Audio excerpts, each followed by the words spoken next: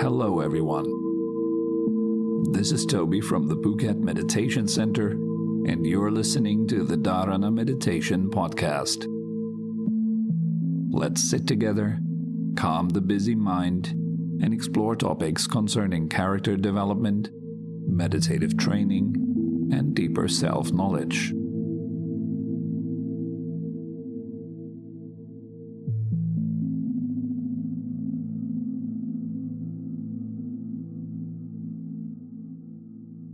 As usual, we begin by sitting upright, suspend the head from above.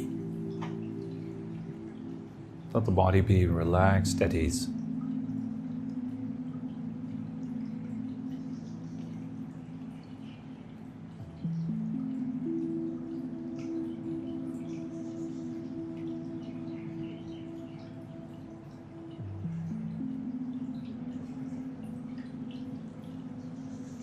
Breathe in a way that feels nice, comfortable.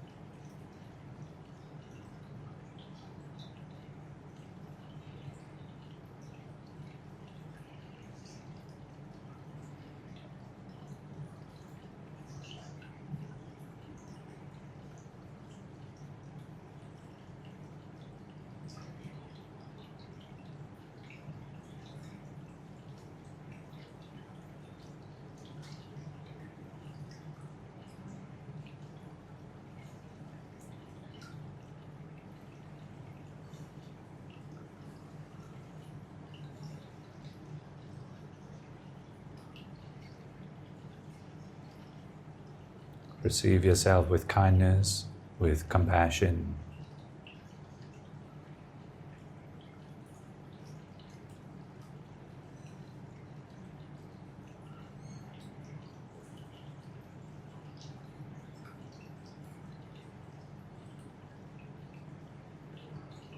Feel your natural desire for happiness and the end of suffering.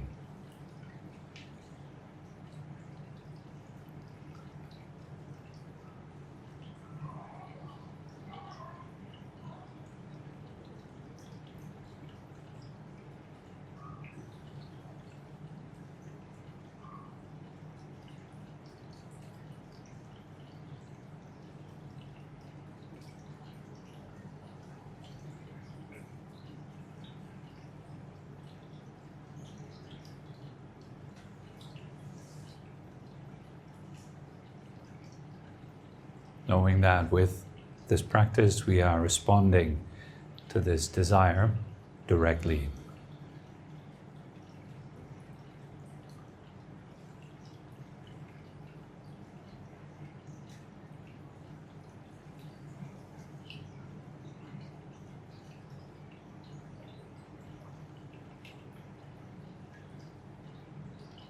So first, as you breathe in, feel the body, let your mind fill out the body.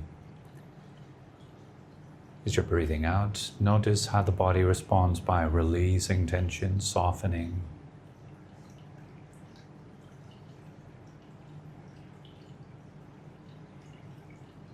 And breath by breath, opening up a bit more,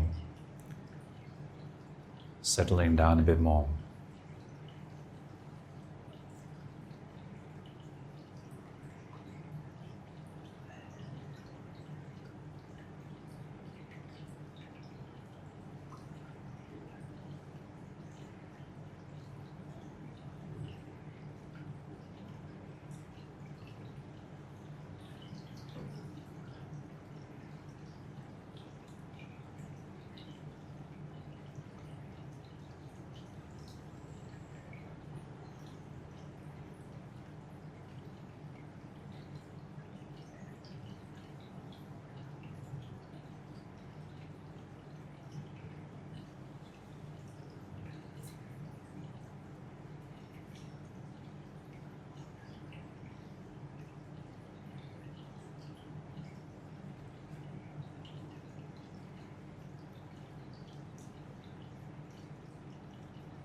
in your body, and let each out-breath feel like arriving, like leaving all your problems,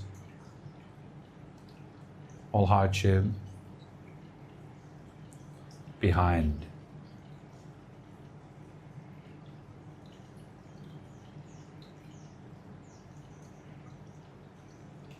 Let this sense of relief wash through your body with each out-breath.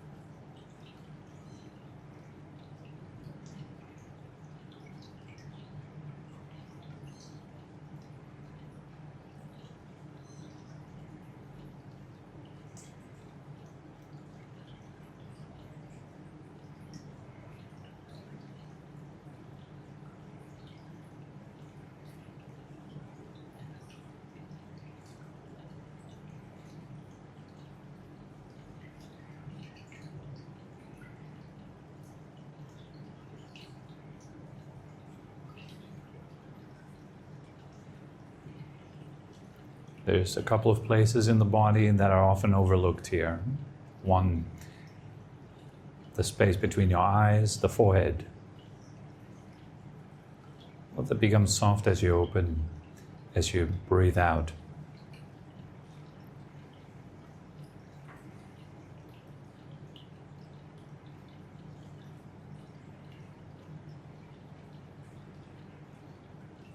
Softening your eyes, your forehead.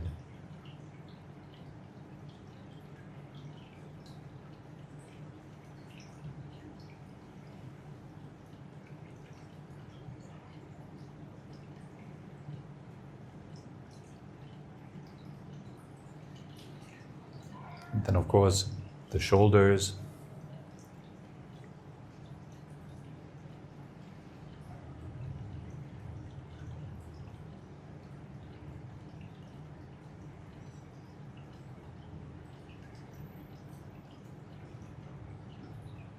The heart, center of your chest.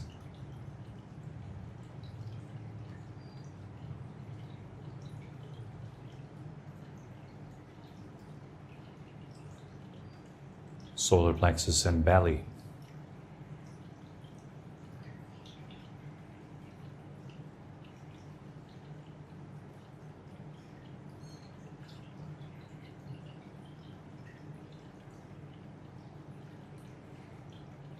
If I'd have to pick 3 of the most important points, it'd definitely be the brain, the heart, and the belly.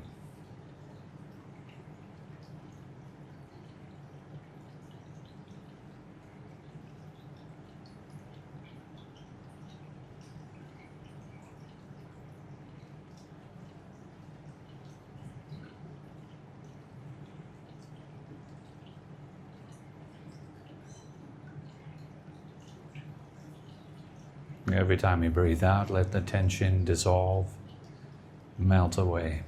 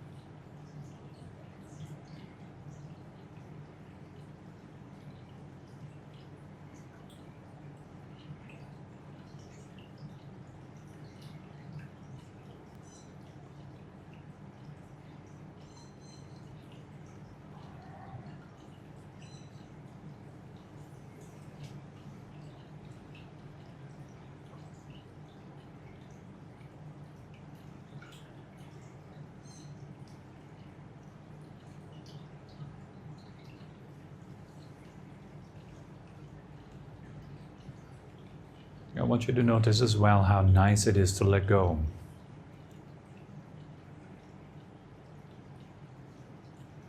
And how stressful it is to hold.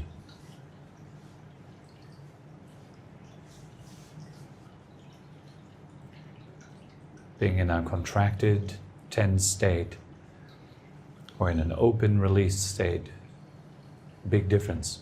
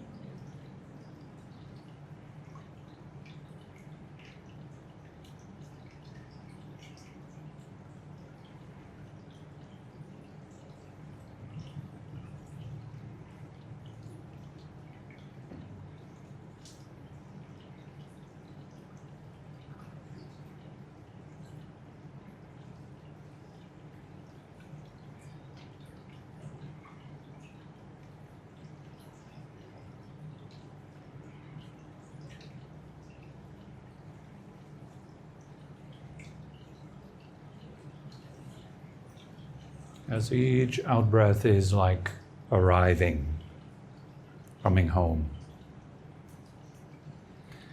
Now simply rest in this presence, letting go of the future, the past, knowing what is happening while it is happening.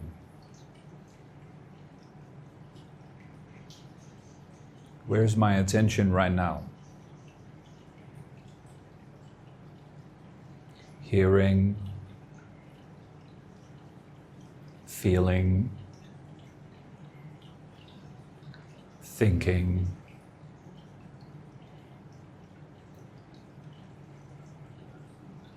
hearing, thinking, feeling, knowing how your attention moves from sense to sense. Just like that.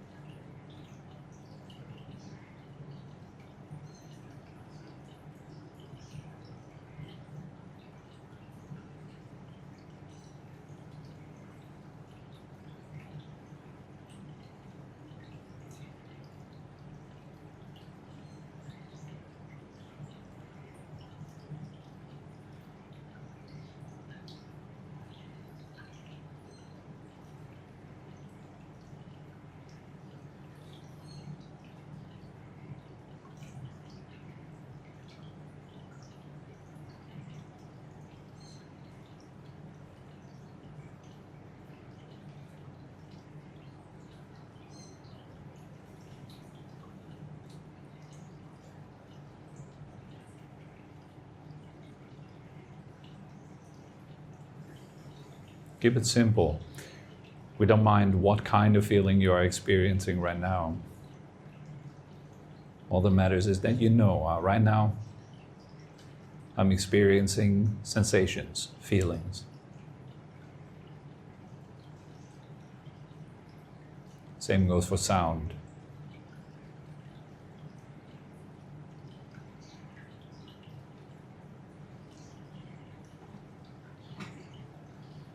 Or thoughts. It is enough to know that there is thinking. We don't mind what kind of thoughts.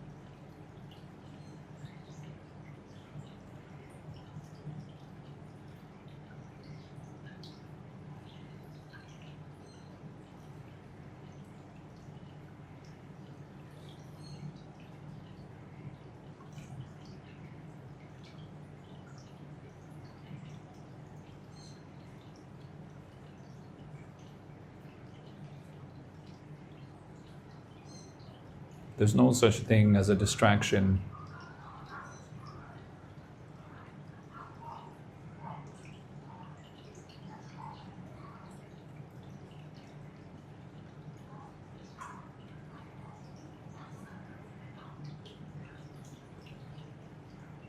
But there is the forgetting of presence, getting lost in what happens. Not observing anymore, but participating, controlling, trying.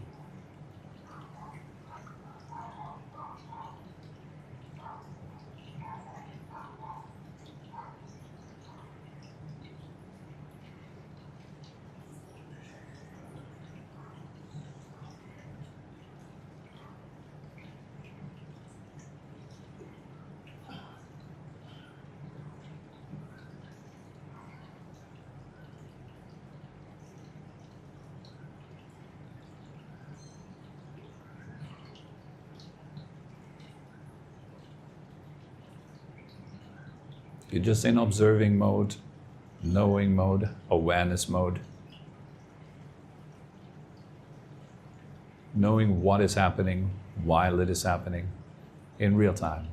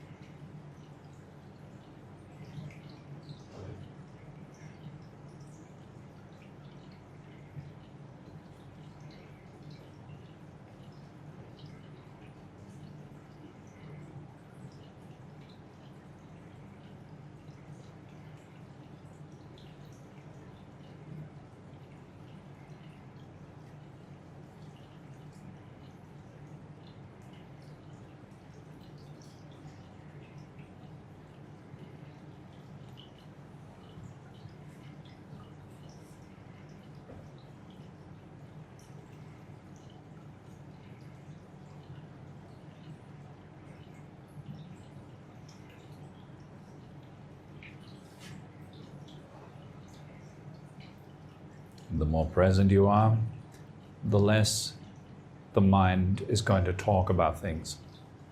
The less verbalization, commentary or narrative.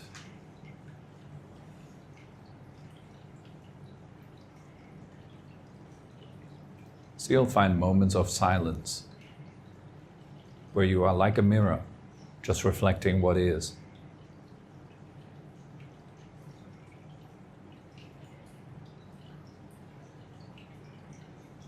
There is no commentary, no words, no labels.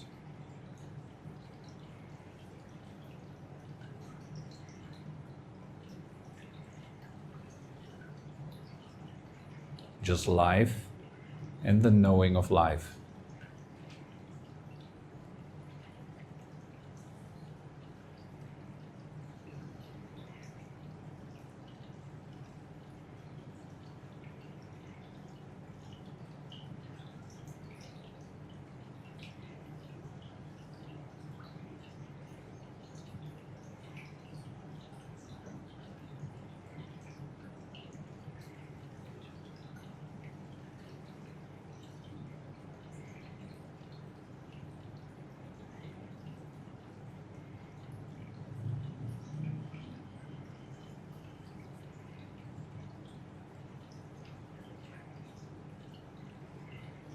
Explore what it's like to be here without any words in your head, without any story, without past, without future.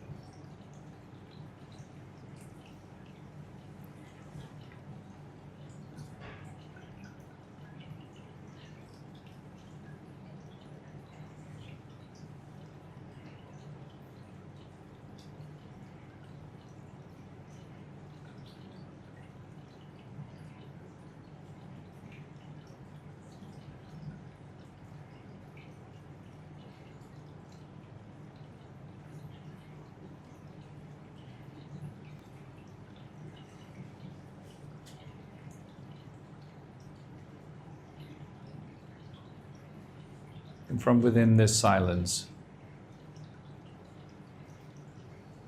just keep the breath in mind, very gently, almost casually. As you breathe in, know that you're breathing in. As you breathe out, know that you're breathing out.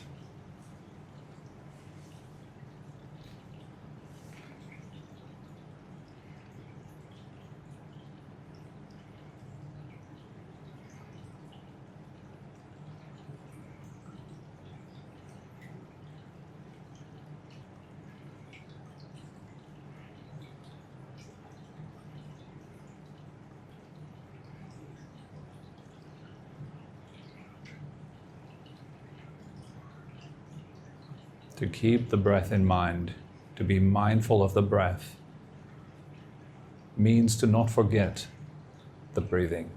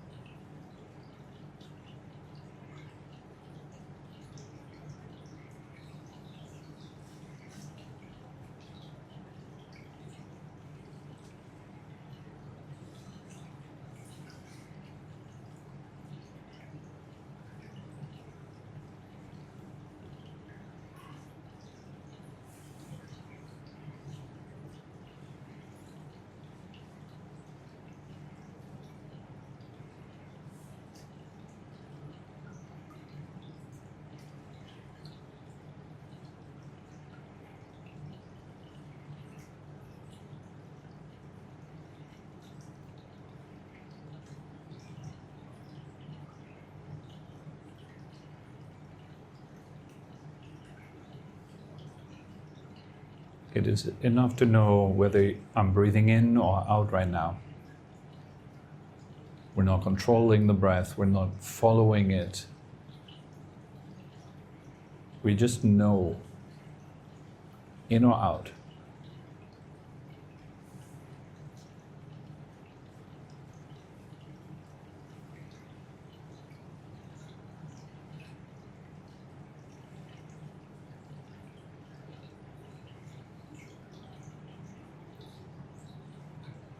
The training is to keep this in mind with each breath, to not forget it, to remain mindful.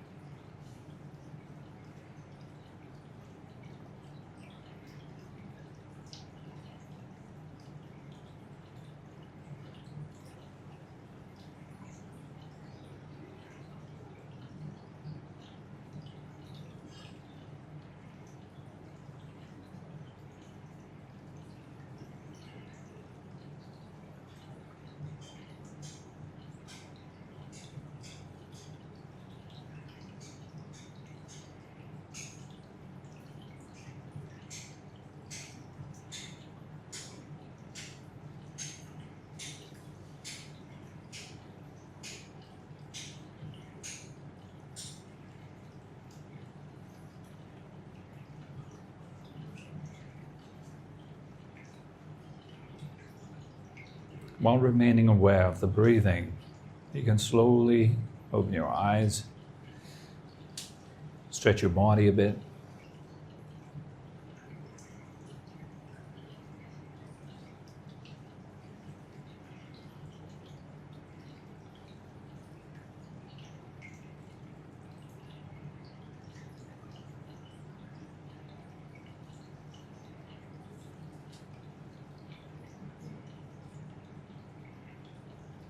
Good morning, everyone. Good morning.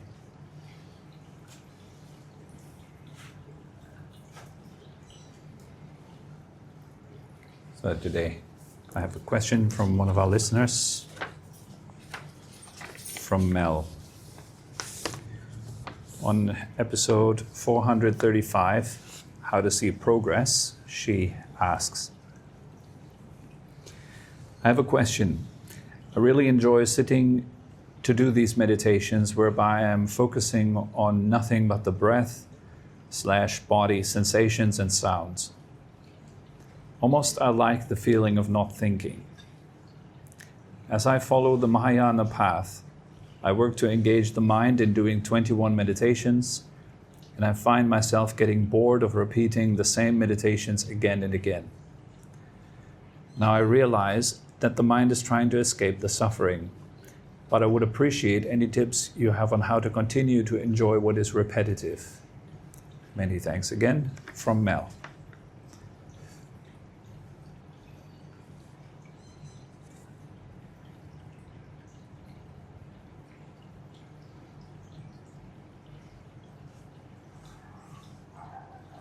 There's a famous quote that comes to mind from the Buddha, where he asks all of his students to ask themselves a question regularly. And the question is, he formulates it as a kind of poem. He says, days and nights fly by, fly by. What am I doing right now? It's a very good question. What am I doing right now? Not meaning generally now, like what are you doing in the past month? What have you been doing for the past year? But right now, right this second, what am I doing right now? Why is this important?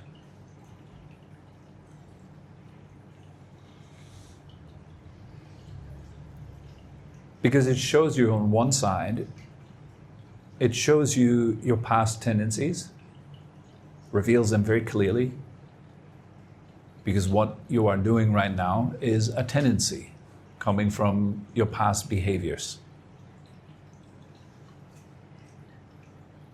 On the other side, it also shows you your future. It's a little preview, because what you are doing right now is not only a result, it is also a cause. For example, if you're angry right now, then what you are doing in this moment is angering. And angering in this moment is then, you can consider it as a training. You're getting better at it. As you keep holding on to it, you keep doing it, you're becoming more and more of an expert in holding this state, in expressing this state, in following this state. And the result of that is that anger becomes more and more automatic, more and more easy, to the point where it is so embodied that it is on autopilot. Your body just does it without you even knowing it. Like some of you are moving during the meditation without even knowing that they're moving. Why? Because of repetitive, unconscious, autopilot, robotic behaviors, tendencies of the past.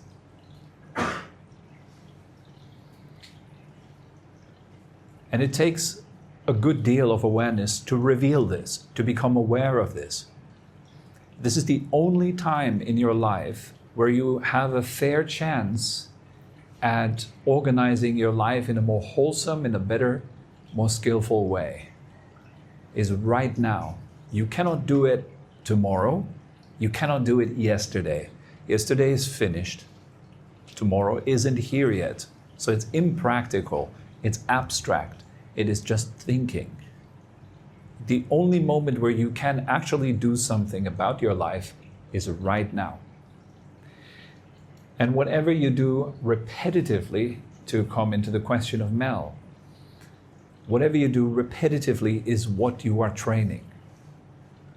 And if what you are training gives rise to boredom, then you need to ask yourself, what is it that I am repeating that causes boredom? I doubt that boredom is the goal of the practice. Probably most of you would agree with that. We're not sitting here in this room together week after week going through the meditation to cultivate boredom. But if you find yourself experiencing boredom over and over and over again, then ask yourself, then what gives rise to that boredom? And you will find it is the way you think. For example, the way you think about repeating this meditation practice every day. I'm practicing this meditation. I have been practicing this meditation for so many years. Nothing much has happened. The way I focus on the breathing, I focus on building and maintaining certain mental states. It's kind of boring. I don't know, whatever dialogue you have or monologue you have within your mind, in that very moment, it produces boredom. It is at the root of boredom. The way you approach your situation is at the root of boredom. So that is one point. Maybe it is exactly that, what you are training, it is boredom. Especially if it happens more and more often. Then the result of that may be that you eventually just let go of the path altogether. And you say, I'm not going to do this any longer because it gives me nothing but boring results. And that's very understandable. But all too often, this is not because of the path. It is because of how we approach it, how we think about it, how we think about repetition in our life. There's some people who practice perhaps Japanese martial arts, where they are encouraged to do one strike tens of thousands of times. And every day they go into the dojo, the gym, and punch the wall for hundreds of times. The same exact strike. And they don't think it's boring.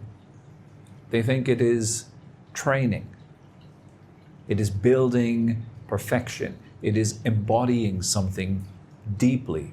Maybe they venerate that practice. They honor it because they've seen their teacher do this for 30, 40, 50 years, doing the exact same movements every day with great care, with great mindfulness. The thing with repetition is that it is not necessarily something that has to be boring. It tends to become boring when it becomes rhythmic. Rhythm sometimes kills mindfulness. It makes you zone out. You can try it out if you, for example, do walking meditation. You have a certain pace in your walking meditation. You're walking up and down. Then at some point the mind kind of zones out. It doesn't pay attention anymore to this repetitive action of just stepping. The same, of course, goes for the breathing. It's a very repetitive action, so the mind zones out.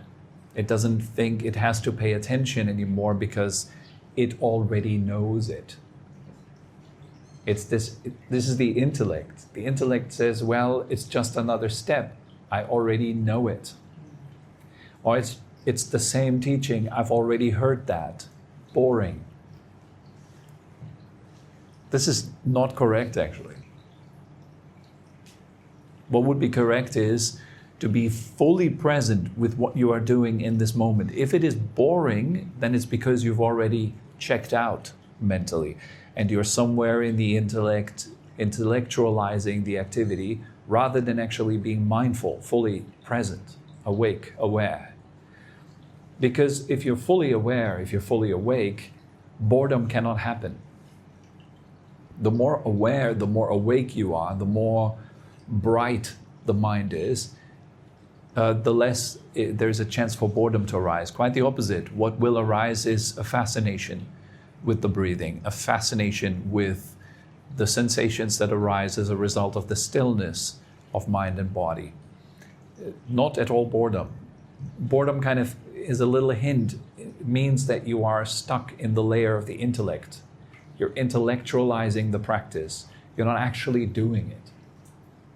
You might be, in a subtle way, thinking about doing it. So maybe it is that which is at the basis, that you're doing your practice from to intellectual standpoint, too thinky, too head heavy. And then boredom would make sense because I know that already. I've repeated that in my mind over and over. I already know it by heart even. I can already recite it even. I've memorized the whole thing. Why would I need to repeat it again and again and again? I know the next word. Well, you could ask yourself the same question. Why would you listen to a song again? Even if you can sing along. Why then listen to it again? You already know it. Or why watch a movie again? You already watched it. That's the intellect. The intellect says, I have already consumed this content. It is already stored in my memory. I do not have to store it again. To the intellect, the only purpose is storing of information and regurgitating of information and mixing of information in skillful ways.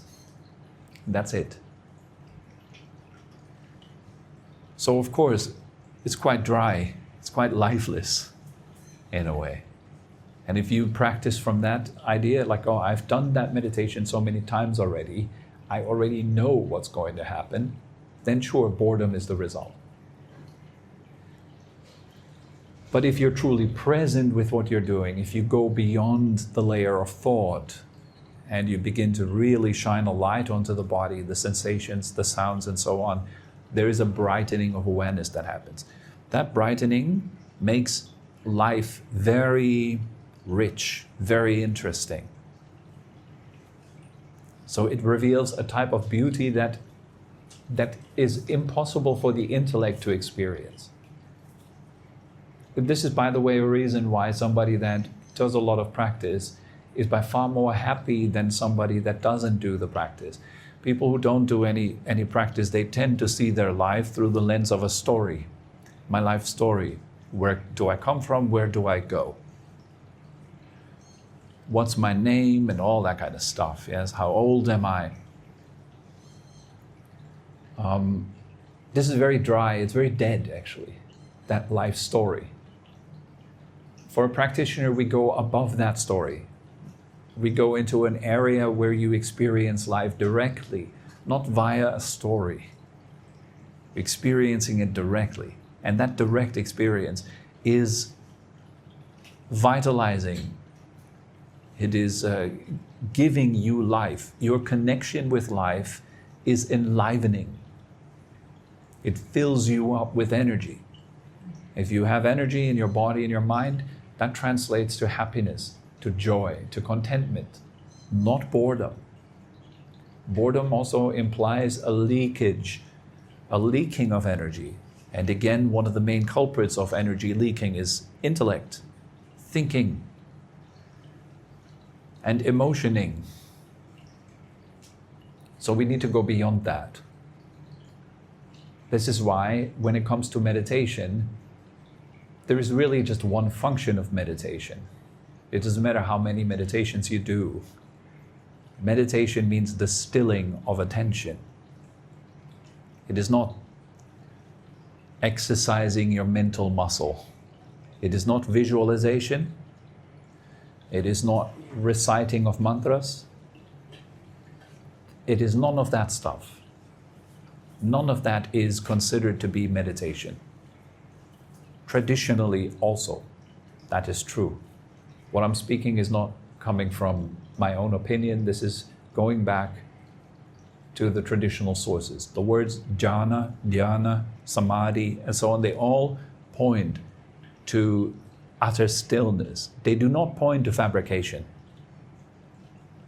Fabrication is not meditation. If your mind is busy fabricating, you're not meditating. If you're thinking, you're not meditating. If you're willing, you're not meditating. If you're trying, you're not meditating. If you're focusing, you're not meditating. None of that is meditation. If you're experiencing the senses, you're not meditating. If you experience sight, sound, smell, taste, touch, or thought, you're not meditating. Meditation is beyond all of those things. What we are doing here at best is meditation practice. And meditation practice is the accumulation of the causes which result in meditation as the fruition. So meditation is the arising, is that which arises when all causes of it are complete. The mind enters profound stillness.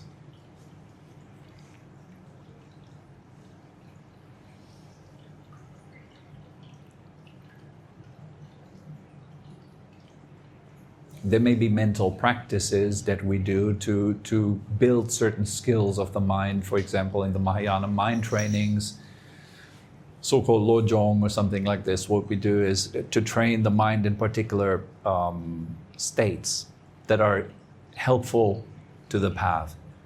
For example, train to have positive thoughts, to have compassionate and kind thoughts, to have to be patient and so on, to train your mind. Again, the idea of that is also that you can go deeper. The point is not to stay with those states, but to go deeper into them. As you go deeper into them, you eventually go beyond the intellect, you go beyond the proliferation, the fabrication, the concepts, the labels, all that stuff. Your experience becomes more and more alive, not more and more boring. Again, I stress that point. Boredom is quite a sure sign that your practice does not happen on the level of truth, but on the level of the intellect. The direct connection with life is anything but boring. Anything but boring. The direct connection with what is true is anything but boring. Same thing.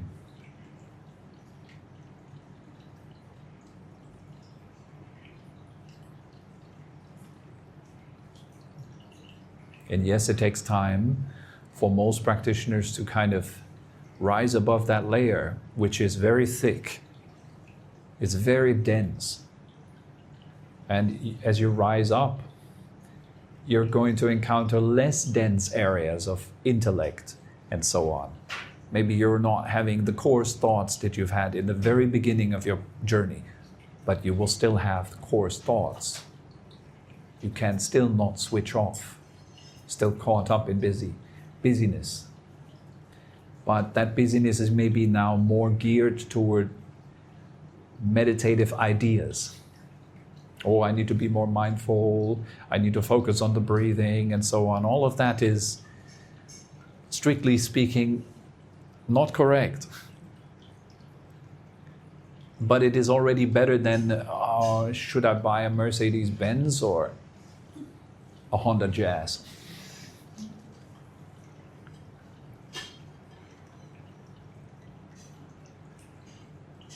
It's better than just random daydreaming. You're at least trying to guide yourself. But you're still totally caught up in the layer of the intellect. But it's a bit more refined already. So you need to keep going.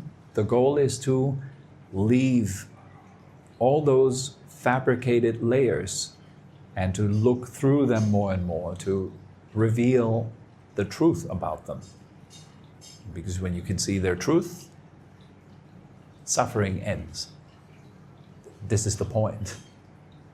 And the ending of suffering is happiness, equals happiness. So ask yourself, what am I doing right now? And what am I doing day after day?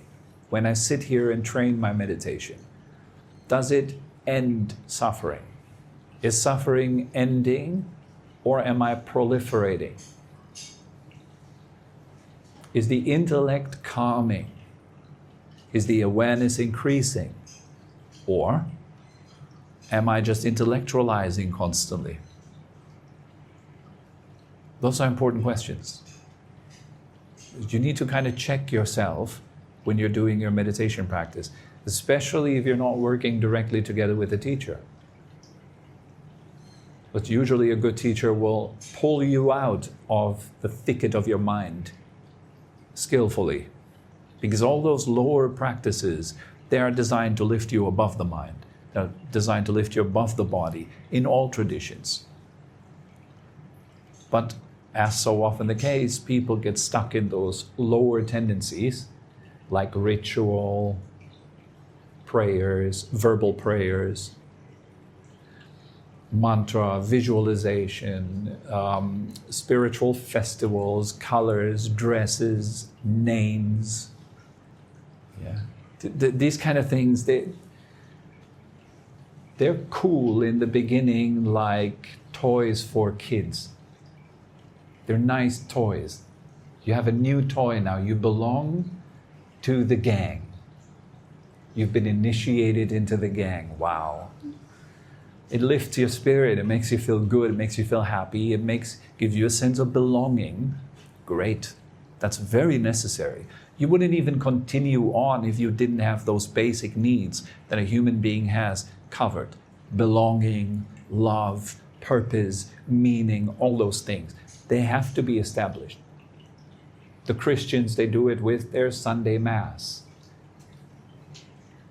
their liturgy, their prayers, reading the Bible, Bible groups, studying this, that. The Buddhists, they do the same thing, just not reading the Bible, but different things, and so on. So we have our festivals, our moon cycles, our holy days of the year, and all that is really important. Then there is study. Some people take it slightly deeper. They study their religion. They go a little bit more deep. They understand their religion intellectually a little bit better. So for them, it's not just an empty thing that you do when you enter the temple. You just put your head on the floor 3 times and you fold your hands like this. Or you go into the church, you bend your knee a bit and you do the cross, without really knowing what that means. Maybe just chanting some Latin words, chanting some Pali words, and not really understanding what they mean, actually. This is the vast majority of practitioners. Just repeating what's been handed down from their parents. Just repeating empty ritual without any solid understanding. Slightly step up from that is doing it with understanding. Then a step up from that is going beyond understanding to experience. That'd be even better. And then a step up is to go from experience to unification with the highest principle, enlightenment or divine union, and so on. But if you're stuck at the lowest kind of layers of approaching your religion, which is the intellectual, ritualistic layers and so on, aim higher. The job of a good teacher is to lift you through those layers up to the highest. And they do it skillfully because they know you personally. You have a relationship with your teacher. So they are uniquely capable of pulling you up through all these layers. It's not easy. Also because most of us are very stubborn. We do not want to be pulled up. The teacher says, sit still. Yeah, but it doesn't feel good, so I still do whatever I want to do. And I'm moving around, I'm fidgeting around. But the instruction is, sit still. Yeah, but it confronts my sense of wanting to be comfortable, so I don't follow it. Which makes the growth of the students much slower than it could be. And so week after week after week, not much changes. Why? not really following the instructions. Because if I would follow the instructions for real, it would completely uplift my normal unconscious kind of life. It would change things so drastically about myself and my surrounding, and we fear that. We fear change. Perhaps more than anything. Change is uncertainty. Uncertainty is always the possibility of great suffering. If it's not absolutely necessary, we do not leave behind the known. We do leave it behind only if there is no other option. And the unknown promises perhaps something better. So back to Mel's question. Boredom means you're not paying attention. That's the essence. You're not really paying attention. If you did, boredom cannot arise. For example, just the label boredom means you're not really paying attention. You're still busy labeling what you experience. You're still busy judging it. That's what I mean, looking at it from the intellectual layer. You call it boredom. What if you didn't give it a name? What would it be? What is this experience that you call boredom without the word boredom? Without the notion good or bad. Right now maybe it's boredom bad. And then we operate. Of course, because it's bad, we try to get rid of it. But I'm encouraging you to pay attention to it. What is this that you call boredom? What is it really? Where is it centered in your body? Exactly. If you had a little needle and you had to pinpoint it, where would you pinpoint it? Where is its center? Right. This is a classic one. You haven't even looked. You're just thinking about it intellectually. Your answer is full-on intellect. Yes, this is what most people operate from, the intellect. Now, how do you find that out? Well, you have to sit for a couple of hours, not at once, but some days, and observe it, and spend your time without coming to any conclusion, but keep watching. Sustain your attention on it. Watch. What does it do? Does it move? Is it still? We love to come to quick conclusion. This is boring. It's in the brain. We're not paying attention. That's what it is. Pay attention. Thanks for that. It's a good little addition. It's boredom. Very quick conclusion. Is it? So what is boredom? How do you define boredom? Can it be serenity? Pardon? Boredom be serenity. Boredom is? Can it be serenity? Can it be serenity? Good question. Spend 10, 20 hours analyzing that. And not from thinking about it. Not by reading books about it. By watching it directly. See, how does it behave? This creature of boredom. Is it always there? Or is it sometimes there, sometimes not? Is it permanent? Is it impermanent? Is it serenity? Is it not? Like the problem with the intellect is we want a quick answer. It's like you push the button, you've got the answer, you can go back to autopilot. You don't need to pay attention anymore. That's the problem with it. Read a book about, boredom and you know everything about it, done. It's not like that.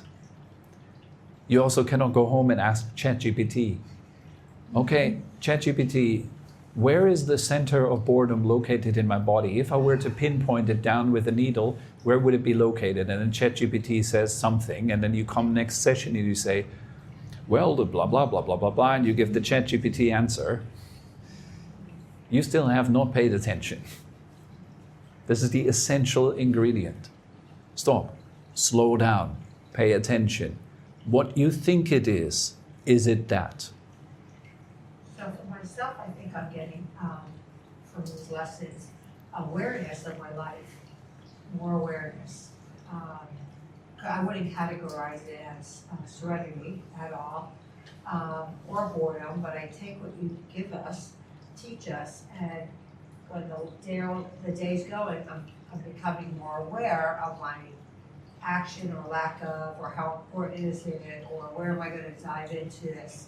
So for that, I think the teaching is, for me, becoming more aware of people, places, and things, I guess you could say, that are affecting me or not affecting, or how important is it. I guess that's all I can keep emphasizing. Good. As awareness opens more and more, you will see more and more. Ajahn Brahm gives this beautiful example of the lotus flower that opens its layers in the morning sun. The warmth, the light of the morning sun stimulate the lotus to open the first layer, then the second, then the third. All we need to do is just sustain the light, and it keeps opening up. And whatever layer you're at right now, it's not the final one.